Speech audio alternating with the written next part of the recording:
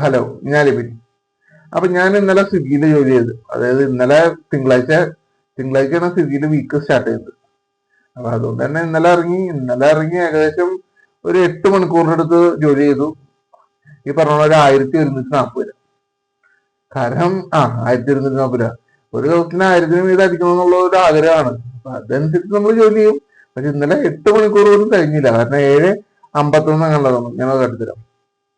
ഇന്നലെ കിട്ടിയ സാലറി എന്ന് പറഞ്ഞാൽ ഇതാണ് 1140.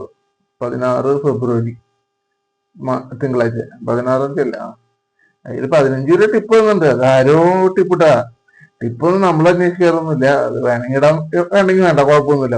ഒരു ഒരു വിരോധമില്ല അതിന്. കാരണം നമുക്ക് ജോലി ചെയ്ത പൈസ കിട്ടുന്നുണ്ട്. അത് പിന്നെ ടിപ്പിന്റെ ആവശ്യം നമ്മൾ ഉദ്ദേശിച്ചുള്ളൂ. പിന്നെ ഇന്നലെ കയ്യിലായിട്ട് ഒരു 10-60 രൂപ അടുത്ത് കിട്ടിയിട്ടുണ്ട്. അത് 3 പേര് 20 രൂപ വെച്ച് ടിപ്പ് തന്നിട്ടുണ്ട്. അപ്പൊ എങ്ങനെ പോയാലും കുഴപ്പമില്ല. നമ്മൾ ടിപ്പ് പ്രതീക്ഷിച്ചല്ല നമ്മൾ ഓടുന്നത്. എന്നാലും തരുമ്പോ സന്തോഷം. പിന്നെ അതേപോലെ തന്നെ ഇന്നലെ ലാസ്റ്റ് ഓർഡർ എന്ന് പറഞ്ഞാൽ, ഞാൻ ഇന്നലെ ലോഗിൻ ചെയ്ത സമയം എന്ന് പറഞ്ഞാൽ കാലത്ത് 11 മണി തുടങ്ങി ഒരു 3 മണി വരെ. 3 മണി വരെ. പിന്നെ അതിൽ കുറച്ച് സമയം എപ്പോഴാണ് ഞാൻ ഓഫ് ചെയ്തെന്നല്ല, നിർത്തിയായി. ഇപ്പൊ 2:45 വരെയാണെന്ന് തോന്നുന്നു. എനിക്ക് കൃത്യമായിട്ട് ആവുന്നില്ല. പിന്നെ അതേപോലെ തന്നെ 6 മണി തുടങ്ങി കൃത്യം 10 മണി വരെ ഞാൻ വർക്ക് ചെയ്തു. അത് ഞാൻ നോക്കിയതാണ്. അപ്പൊ ഇന്നലെ ഇതാണ് ഈ പൈസയാണ് ഇന്നലെ കിട്ടിയത്, 1140 രൂപ. പിന്നെ അതേപോലെ തന്നെ ഇതാണ്ട 7:51 ഓർഡറുകള്. ട്രിപ്പ് ഏണിങ്സ് ഇതിൽ എനിക്ക് 993 രൂപ. കാരണം ഓർഡർ കിട്ടി. പിന്നെ ഇൻസെന്റീവ് കാര്യങ്ങളൊക്കെ ആയിരുന്നു ബാക്കി കിട്ടിയത്. ഇൻസെന്റീവ് ഒരു 140 രൂപ ഏകദേശം ഒക്കെ വരും. 145 രൂപ അടുത്തൊക്കെ വന്നിട്ടുണ്ട്. അപ്പൊ അതാണ് കാണിക്കുന്നത്. ട്രിപ്പ് ഏണിങ്സ് 993 രൂപ. പക്ഷെ പിന്നെ ഇന്നലെ വൈകുന്നേരം എന്ന് പറഞ്ഞാൽ ലാസ്റ്റ് ഒരു ഓർഡർ അടിച്ച് ഒരു 10 കിലോമീറ്റർ അപ്പുറത്തായിരുന്നു. ആ ഓർഡറിനെ കണ്ട് 150 രൂപ അടുത്ത് എനിക്ക് കിട്ടി. 150 രൂപ അടുത്ത് കിട്ടി. അപ്പൊ എന്തുകൊണ്ടും സ്വിഗ്ഗി ഓടുന്നത് ഞാൻ പറഞ്ഞില്ലേ, സ്വിഗ്ഗിയാണ് എനിക്ക് ഏറ്റവും നല്ലൊരു ജോലിയായിട്ട് തോന്നുന്നത്. പിന്നെ അതേപോലെ തന്നെ ഇന്നലെ സ്വിഗ്ഗിയിൽ ഓടിയപ്പോ കുറേ സ്ഥലത്ത് പോസ്റ്റ് കിട്ടിയായിരുന്നു. കാരണം ഈ ഹോട്ടലിൽ ഡിലേ ആയിട്ട് കുറച്ച് സംഭവങ്ങളും പരിപാടികളുണ്ട്.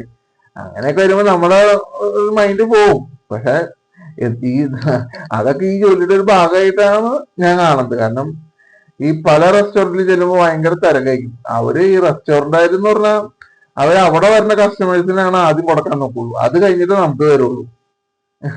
കാരണം അവർക്ക് പ്രയോറിറ്റി എന്ന് പറഞ്ഞാൽ അവരുടെ കസ്റ്റമേഴ്സ്. അത് അങ്ങനെയാണ് പലയിടത്തും കുറച്ച് സംസാരമൊക്കെ ഉണ്ടാവുന്നത്. അങ്ങനെ തന്നെയൊക്കെയാണ്. കാരണം ഇവന്മാര് എന്ത് ചെയ്തത്, ഇന്നലെ ഞാൻ ഒരു ബിരിയാണിക്ക് വേണ്ടി ഈ പറഞ്ഞ 10-20 മിനിറ്റ് വെയിറ്റ് ചെയ്തു.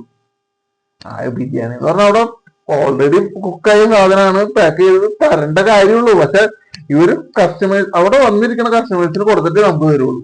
അങ്ങനെ ഒരു വിഷയമുണ്ട് ഈ സാധനത്തില്. പിന്നെ അതേപോലെ തന്നെ കസ്റ്റമേഴ്സ് അങ്ങനെ എനിക്ക് ഇപ്പൊ കുറച്ച് നാളായിട്ട് മോശം ഇതൊന്നും കിട്ടാറില്ല. പിന്നെ എന്തെങ്കിലുമൊക്കെ പറഞ്ഞ് നമ്മളെ ചൊറിയുമ്പോ മാത്രമേ നമ്മള് തിരിച്ച് റിയാക്ട് ചെയ്യുള്ളൂ. കാരണം ഇന്നാളെ അതേപോലത്തെ ഒരു സംഭവം ഉണ്ടായിരുന്നു. അതൊക്കെ ഈ ജോലിയുടെ ഭാഗമാണ്. അതൊന്നും വലിയ കാര്യമൊന്നുമില്ല. അത് ഈ ജോലിയുടെ ഒരു ഭാഗമായിട്ട് ഞാൻ കാണുന്നുള്ളൂ. എന്തായാലും ഇപ്പൊ ഇന്നലത്തെ സാലറി എന്ന് പറഞ്ഞാൽ 1140 രൂപ. അപ്പൊ ജോലി ഇല്ലാത്തവർക്കും ജോലി അന്വേഷിക്കുന്നവർക്കും ചെയ്യാൻ പറ്റുന്ന ഒരു ജോലിയായിട്ട് ഇതിനൊക്കെ കാണാം.